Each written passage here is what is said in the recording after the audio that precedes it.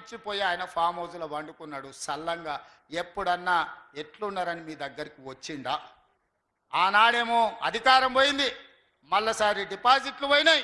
ఈ ఎన్నికల అభ్యర్థి లేడు, ఎన్నికల్లో పోటీ చేయనోడు, ఎన్నికల్లో అభ్యర్థి దొరకనోడు ఇవాళ కాంగ్రెస్ పార్టీని ఓడగొట్ట అంటారు.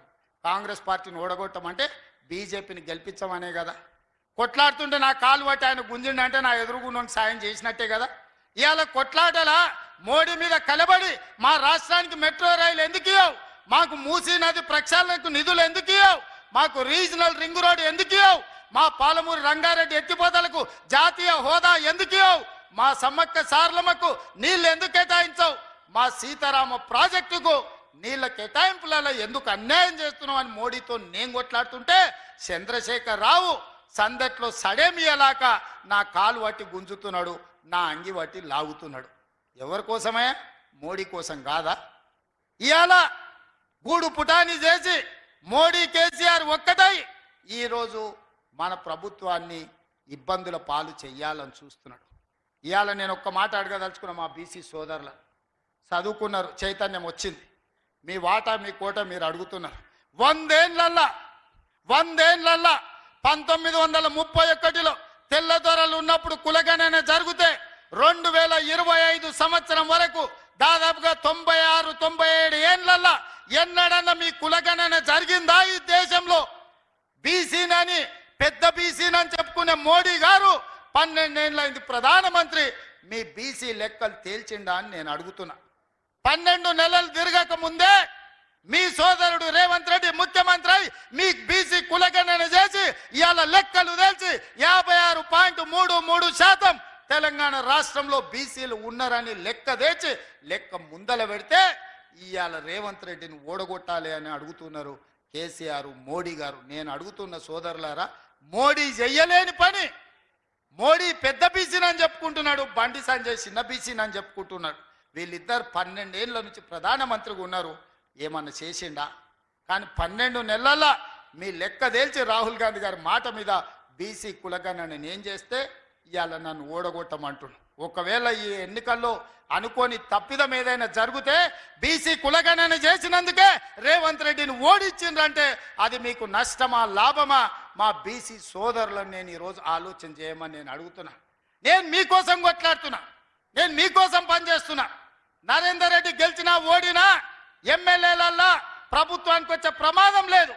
కానీ ఈ ప్రభుత్వం చేసిన నిర్ణయాలు ఈరోజు బీసీ కులగణన నరేందర్ రెడ్డి ఓడితే చేసింది తప్పని తప్పుడు ప్రచారం బీజేపీ వాళ్ళు బీఆర్ఎస్ వాళ్ళు చెయ్యరా? మీరు ఒకసారి ఆలోచన చెయ్యండి.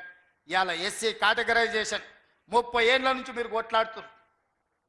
కృష్ణమాదిగ పోయి మోడీని కౌగిలించుకున్నాడు, మోడేమో కృష్ణమాదిగకు ముద్దు పెట్టిండు, సంతోషం, మన కృష్ణానికే పెట్టిండు ముద్దు. కానీ చట్టం ఎందుకు పార్లమెంట్లో పెడతలేడే కేటగరైజేషన్ మీద? సుప్రీంకోర్టు చెప్పింది కదా. మోడీ గారికి నిజంగానే ఈ ఎస్సీ కేటగరైజేషన్ మీద ప్రేమ ఉంటే, దళితుల పట్ల ఆపేక్ష ఉంటే, దళితులకు మేలు జరగాలనుకుంటే నరేంద్ర మోడీ గారు పార్లమెంటులో బిల్లు పెట్టి ఎస్సీ కేటగరైజేషన్ని చట్టబద్ధత ఎందుకు చేస్తలేడు? ఇవాళ ఎందుకు అడుగుతలేడు కృష్ణ మాదిగ గారు, కిషన్ రెడ్డి గారు అని నేను అడుగుతున్నా. ఇవాళ నేను ఎన్ని ఆటుపోట్లను ఎదుర్కొని షమీమ్ అఖ్తర్ కమిషన్ వేసి ఎస్సీ కులాల కేటగరైజేషన్ మీద నివేదిక తీసుకొచ్చి ఈ రోజు ఎస్సీ కేటగరైజేషన్ చేసి మీ ముందు నిలబడ్డా. కేటగరైజేషన్ చేసినందుకు ఇవాళ మీరు నన్ను శిక్షించదలుచుకున్నారా? వీళ్ళ మాటలు నమ్మి అని చెప్పి నేను ఎస్సీ సోదరులను అడగదలుచుకున్నా. దశాబ్దాల కొద్దీ పరిష్కారం కాబడని ఈ శాశ్వతంగా సమస్య, జటిల సమస్యగా ఉన్న బీసీ కులగణన ఎస్సీ కేటగరైజేషన్ ఈరోజు 12 నెలలు తిరిగే లోపల పరిష్కరించిన నాకు ఓటేస్తారా? మిమ్మల్ని 12 ఏళ్ళ నుంచి మోసం చేసిన బీజేపీలకు ఓటేస్తారా? మీరు ఒక్కసారి ఆలోచన చేసి నిర్ణయం తీసుకోండి అని నేను అడుగుతున్న సోదరులారా. బండి సంజయ్ గారు అడుగుతున్నారు కేసీఆర్ కేటీఆర్ని ఎందుకు అరెస్టు చేస్తలేవని. నేను అడుగుతున్న బండి సంజయ్ని, ఇవాళ కేసీఆర్ కేటీఆర్ని అరెస్టు చేయాలంటే టెలిఫోన్ ట్యాపింగ్లో పారిపోయి అమెరికాలో దాచుకున్న ప్రభాకర్ రావు, శ్రవణ్ రావును పట్టుకురావాలి. ఇది రాష్ట్ర ప్రభుత్వం చేసే పని కాదు, కేంద్ర ప్రభుత్వం హోంశాఖ చేయాలి. 10 నెలలు అయింది మీకు లేఖ రాసి, రెడ్ కార్నర్ నోటీస్ ఇచ్చి, ఆయన వివరాలు ఇచ్చి, అమెరికాలో ఉన్న ప్రభాకర్ రావును, శ్రవణ్ రావును ఎందుకు మీరు పట్టుకొస్తలేరు బీజేపీ వాళ్ళని నేను అడుగుతున్నా. మీ చీకటి ఒప్పందంలో భాగంగా కాదా ఈరోజు ప్రభాకర్ రావు శ్రవణ్ రావును తెలంగాణకు పట్టుకొస్తే కేసీఆర్ కేటీఆర్ జైల్లో ఉండాలి, చెర్లపల్లిలో చిప్పకూడు తినాలి. కాబట్టే ఢిల్లీకి వచ్చి చీకట్ల మీ కాళ్ళు పట్టుకుంటే మీరు కాపాడి ప్రభాకర్ రావును ఇవాళ శ్రవణ్ రావును అమెరికాలో దాచిపెట్టింది నువ్వు కాదా బండి సంజయ్ గారు? నేను అడుగుతున్న బండి సంజయ్ని, కేంద్ర హోంశాఖ సహాయ మంత్రి నువ్వే కదా, ఎప్పటి లోపల ప్రభాకర్ రావును తెస్తావు, ఎప్పటి లోపల శ్రవణ్ రావును తెస్తావు? వాళ్ళని తెచ్చి మాకు అప్పచెప్పు. కేసీఆర్ కేటీఆర్ని అరెస్టు చేస్తామా లేదా మేం చెప్తాం.